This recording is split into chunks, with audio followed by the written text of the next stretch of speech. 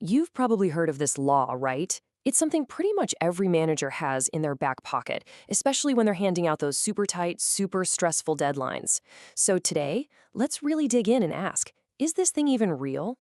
And here it is, the big one. Work expands so as to fill the time available for its completion. That's Parkinson's Law for you. It was written way back in 1954 by a British author, C. Northcote Parkinson. And wow, has this one little sentence shaped the modern workplace. The idea is simple, right? If you give someone a week to do something, well, it's going to take a week. But if you only give them a day, surprise, it gets done in a day. So you can see where this leads, right? This one idea gives managers, well, the perfect excuse to pile on the pressure. They think the only way to get things done, to be productive, is to set these crazy, optimistic deadlines. It's basically the number one reason we all have to deal with those impossibly tight schedules. Okay, but here's the thing. What if this whole idea, this bedrock belief of management, is just wrong? I mean, is it a real scientific law, like, Newton's law of gravity? Or is it just a joke? That's what we're going to figure out. All right, to get to the bottom of this, we've got to go back to the beginning. Let's talk about the man himself, C. Northcote Parkinson. Who was this guy, and what was he really trying to say when he came up with this? The origin story here is everything.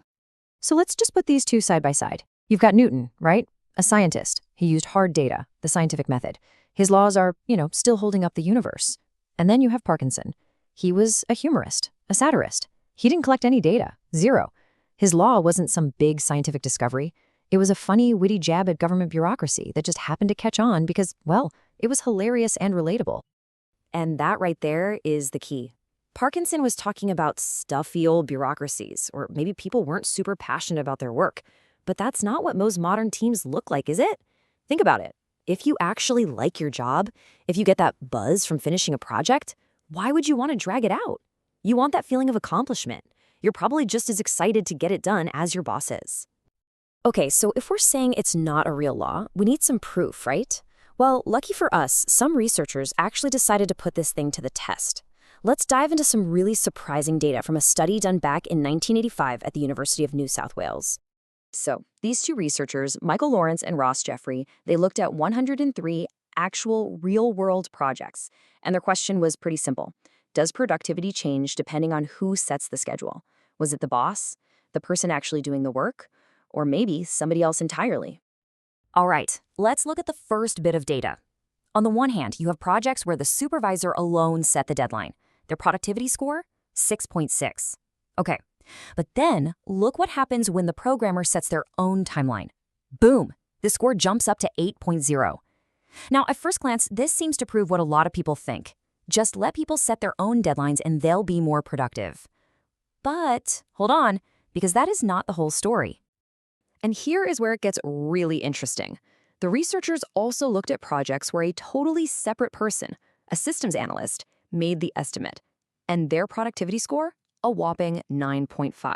That's way higher than the other two. So what gives? It turns out the secret sauce wasn't who was setting the deadline, it was how accurate the deadline was in the first place.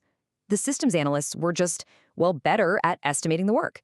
So here's the real takeaway. A bad estimate is a bad estimate.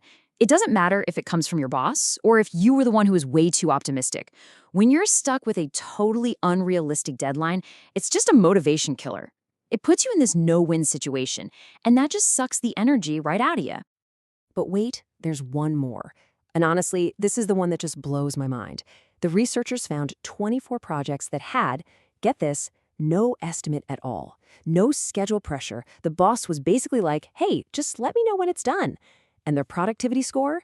An absolutely staggering 12.0. I mean, they blew everyone else out of the water. This doesn't just question Parkinson's law, it turns it completely upside down. Now, I know what some of you are probably thinking. Okay, that's great for motivated people, but what about the slackers? What about the people who actually do seem to avoid work? And you know what? That's a totally fair point. So let's talk about that. I'm sure we've all worked with a herb at some point, right? That one person who just seems to be allergic to work, whose quality is questionable, and who never seems to get anything done. I mean, come on. That has to be proof that Parkinson's law is true, doesn't it? Well, not so fast. In a reasonably healthy workplace, when someone's underperforming, it's almost always one of three things. Either they lack the actual skills for the job, or they lack the confidence to do it, or they just don't feel like they're part of the team or its mission. And here's the kicker. Does screaming about a deadline fix any of those problems? Nope. In fact, it's probably just going to make things a whole lot worse. So, that person who looks like they just don't care, a lot of the time, they're not lazy. They're just completely overwhelmed. They're stuck because the work is too hard. The last thing they need is more pressure. What they really need is help, or maybe just a different task that actually plays to their strengths. So, if Parkinson's law doesn't really apply to people, does that mean it's completely useless? Well, not exactly. It turns out it might be true after all, just not in the way we've been using it. Let's flip this around and find out where the real problem lies. Check out this twist on the old saying. How about this? Organizational busy work tends to expand to fill the working day. Oh yeah, all those pointless meetings, the endless paperwork, the bureaucratic processes, that's what's really expanding. It's not your people who are wasting time. It's the company's own red tape. And that leaves us with a pretty big question to think about. The next time things seem to be moving slowly, before you jump to blaming a person and tightening the deadlines, maybe take a step back and ask yourself, is the problem really with my people?